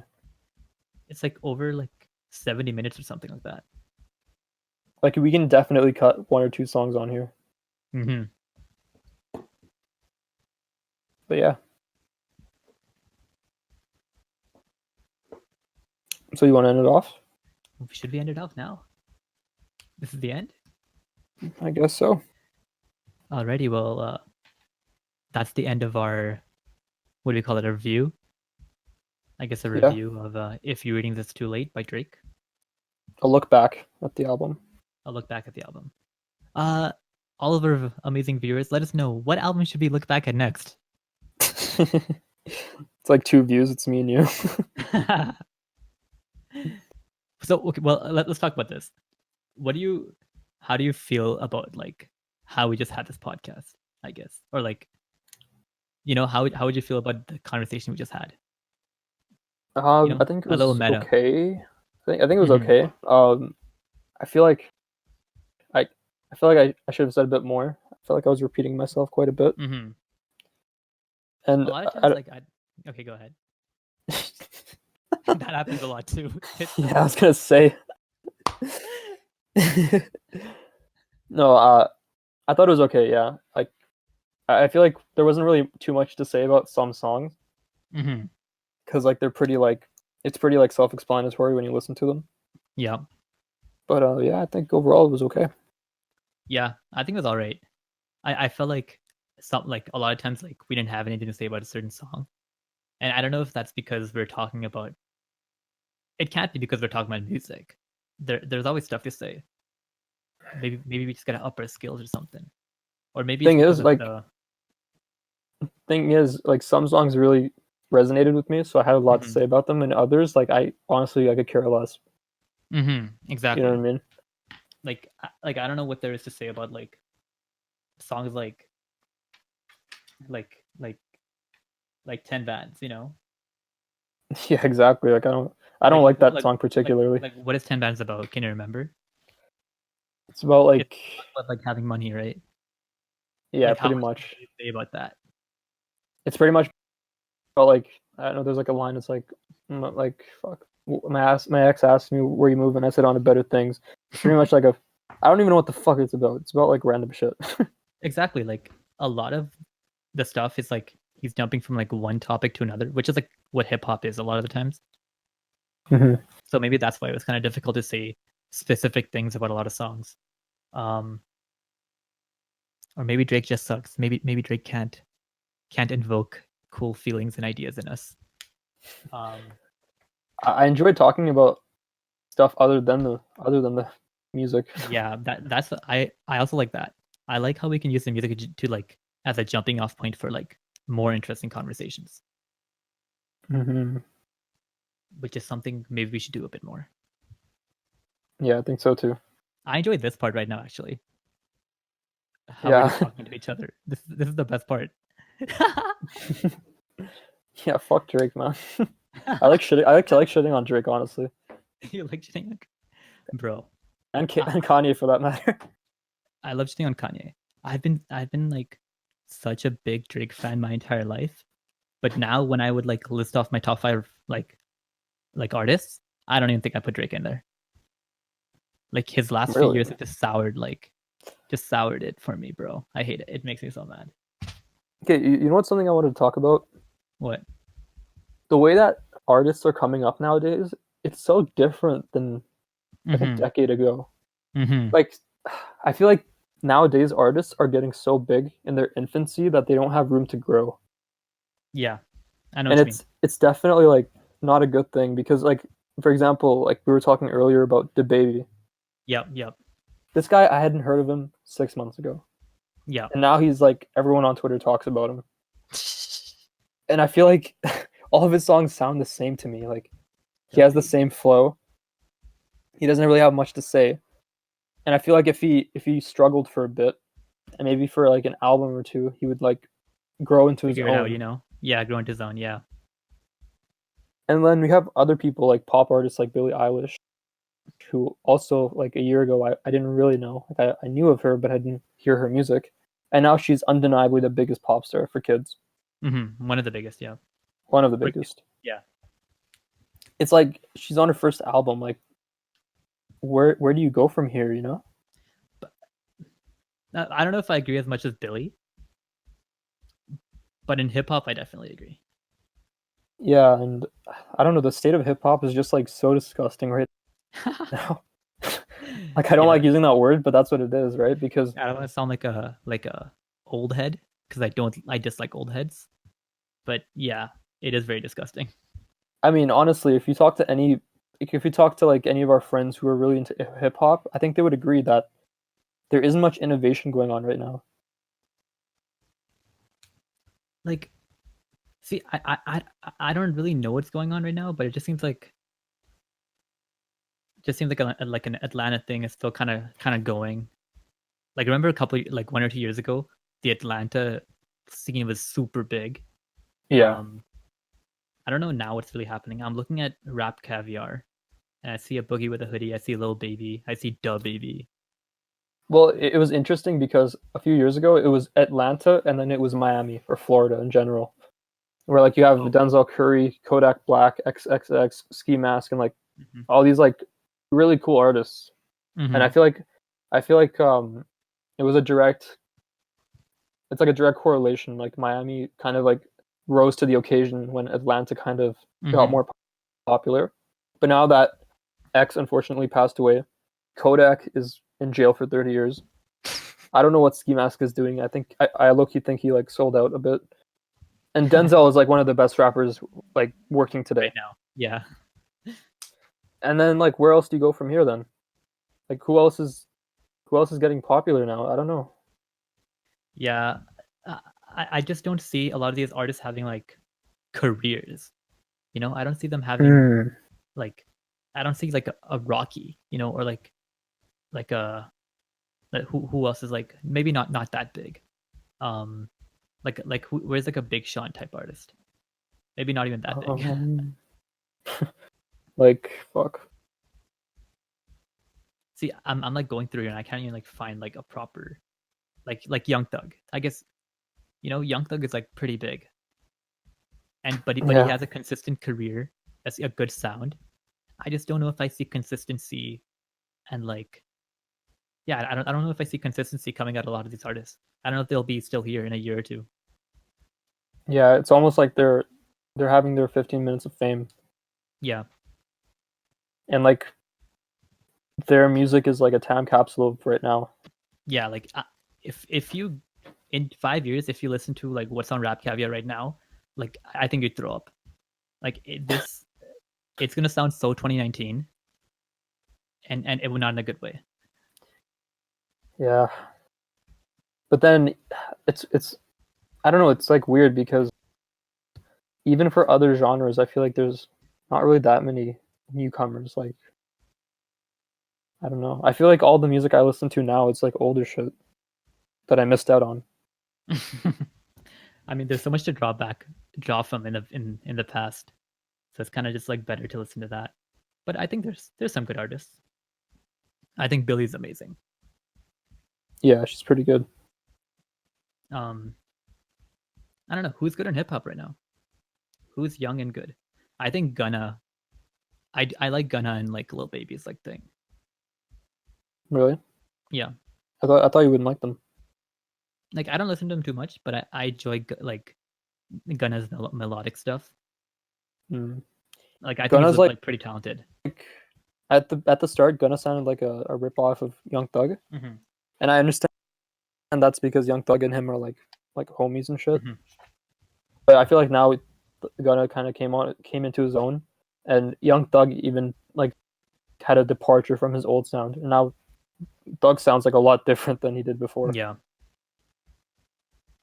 You know what? I actually think Thug sounds differently now because he has better teeth. He has what? He has better teeth. Really? Like, have you seen his teeth, bro? They're so fucking like they're so nice now, and I feel like that affects like his speech. What did he do with it? I think he got like veneers and shit, and just like fake teeth. Teeth before and after. Oh. I got this. Yeah, he's looking good. But when you have teeth that differentiate that much, you've got to like assume that your enunciations also change that much. Yeah. Imagine there's like some rappers knocking out their teeth to get the mumble sound. OG Young Thug sound.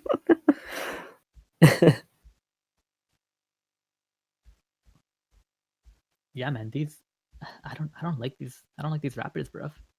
What can I say? Even like 6ix9ine, like what the fuck was that?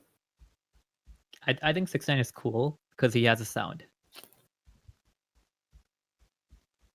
I don't know. I guess yeah. Like I'll listen to his music if I'm in like a club or some shit. Yeah, like don't you like when you hear it, it's like a specific sound. Like obviously the lyricism isn't great, but there's an energy there which I do enjoy. Yeah, I think JID is very good. He's like he's not young, but he's new. Yeah, Jid is like an artist who will be here, I think. Yeah, he has sustaining power.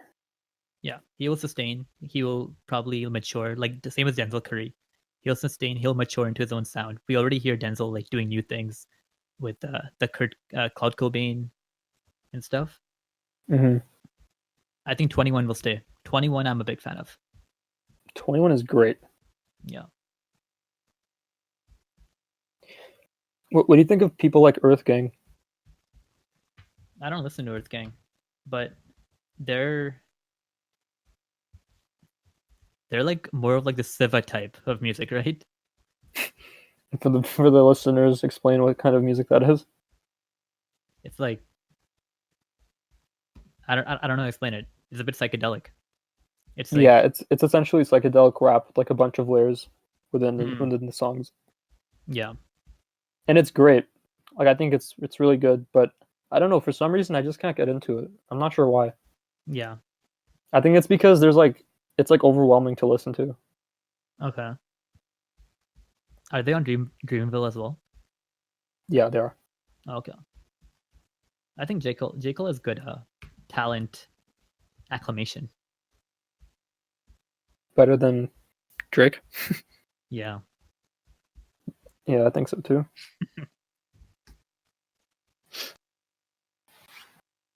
When I search up J. Cole, what I get is Rewind, the sound of 2013.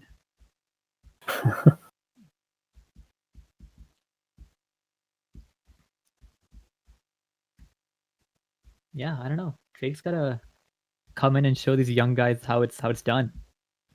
I don't think he can though. I think Drake is just I feel like he's just disconnected from the community at this point, man. Do you think him getting booed off stage was a wake up call for him, and now he's gonna make good music? No, I don't think he's gonna make good music. I mean, I don't think it's a wake up call that's gonna make him make good music. Yeah, I don't think so either. I think he just thinks these guys are stupid, which I agree with. Dude, they're so privileged. Would you have booed if you were in the crowd? No, dude, I would have been hyped. Yeah, I would have been so excited.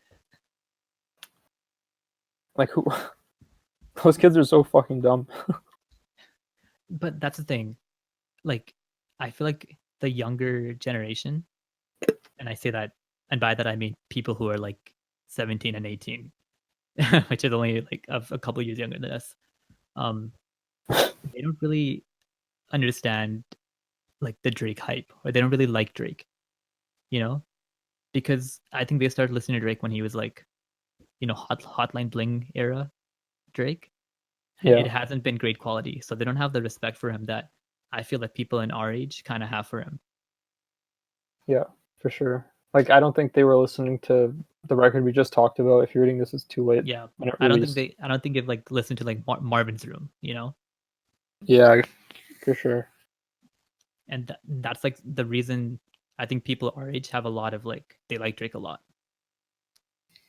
Again, like the same thing can be said about Kanye though. Again, with the parallels, like imagine listening to Jesus is King for the first time as a non-Kanye fan, just listening to it and like thinking, wow, this is terrible. And then you listen to Jesus Walks from what's his first album called? College Dropout. College Dropout, yeah. You'd be like, this is like polar opposites, and it's still the same subject matter. Mm-hmm. Like how does one go from that to that? Yeah, but the same group of people who boo Drake off stage do like new Kanye, I think. Yeah, but I don't think they like new Kanye because of the music. I think they like him because he's like an icon. Yeah. Which one would you rather have though? Music or icon? No, would you rather your fans not like you because of your music, or only like you because of you're an icon?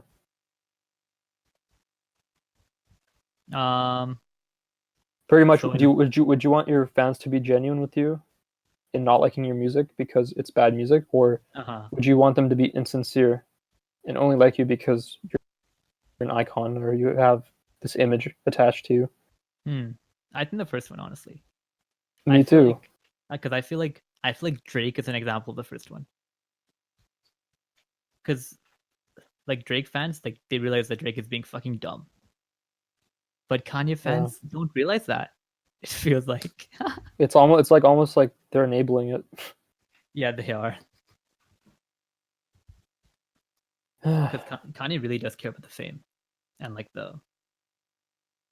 I mean, he's married to Kim Kardashian. Like obviously, he's married to Kim Kardashian. It's crazy, bro. We have to have a podcast about Kanye. That's the next episode. Yeah. Well, you want to call it now?